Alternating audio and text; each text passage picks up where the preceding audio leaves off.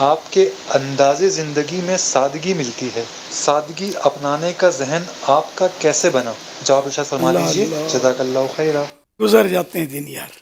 سکھ دکھ میں۔ Tape top والے بھی قبروں میں چلے گئے، سادگی والے بھی قبروں میں چلے گئے، اور جو باقی ہیں وہ بھی کب تک زمین پر رہیں گے، وہ بھی اندر جانے والے ہیں۔ سادگی کا بھی یہ قدرتی طور پر یہ بہت پرانا میرا، ایک تو مالی اعتبار سے کمزوری، تو میں نے تو ہمیشہ کوئی نیا سویٹر خریدا ہو، نیا جس کو مطلب نیو ہوتا ہے، برانڈ نیو، غیر مستعمل، مہنگا ہوتا ہے، میں یہ اپنے جو اولڈ کلوتھس ہوتے ہیں نا، ان جو بکتے ہیں جہاں، تو وہاں چلا جاتا تھا، تو وہاں سے سویٹر لینا، تو شرٹ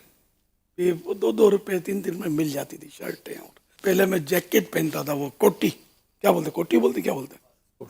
واسکٹ، یہ پہنتا تھا، ایک عرصے تک پہنا میں نے۔ تو پرانے کوٹ کا وہ کٹنگ کر کے بناتے تھے، کبھی زندگی میں نئی واسکٹ سلوانا ہوتا اپنے تصور میں بھی نہیں تھا، بہت ان دنوں بھی مہنگی ہوتی تھی، وہ نئی 2 4 5 روپے 10 روپے کی مل جاتی ہوگی، وہ پہنتا تھا میں۔ یوں مطلب یہ کہ اب وہ کیسی ہوگی، پرانے کوٹ سے بنی ہوئی، سمجھے، اور کیا اس کی سلائی ہوتی ہوگی، خیر تو اس طرح مطلب یہ کہ بیت ہوا۔ اور الحمدللہ مطلب یہ کہ میرے بس مزاج میں جو تھا وہ ٹپ ٹاپ نہیں تھا اتنا، وہ سادہ ہی شروع سے ہی، مطلب انداز کچھ اسی طرح کا تھا، اور غربت بھی تھی، تو اب تک آہستہ آہستہ ذہن بنتا ہے، مزید نکھار آتا ہے اس میں، یوں کہ اب تک تو وہی ذہن ہے کہ اس سادگی میں تو یہ جو ہے نا، یہ اس طرح کی ڈیزائن، یہاں کونا نوک بنی ہوتی تھی، تو میں نوک بھی نہیں رکھتا تھا، یا نوک کہیں سادگی کے منافی نہ ہو جائے، اللہ اکبر۔ یہ نوک، یہ تھوڑی خوبصورتی لاتی ہے نوک، تو میں بس یہ رکھتا تھا، اس زمانے سے میرا یہی چلا رہا ہے۔ اب خدا جانے آج کل کیا فیشن ہے، نوک ہے نہیں آپ لوگوں کے، نہیں ہے نا، اچھا یہی پہلے نوک رکھتے تھے، یا کوشش یہ ہوتی تھی کہ سادہ، اب تک وہی چلا رہا ہے، لیکن یہ کہ میری ذات تک ہے، یہ باقی اطراف میں جو بھی آپ کو سب پتہ ہے یار۔ اب آپ بولو کہ یار یہ بوڑھا ہے،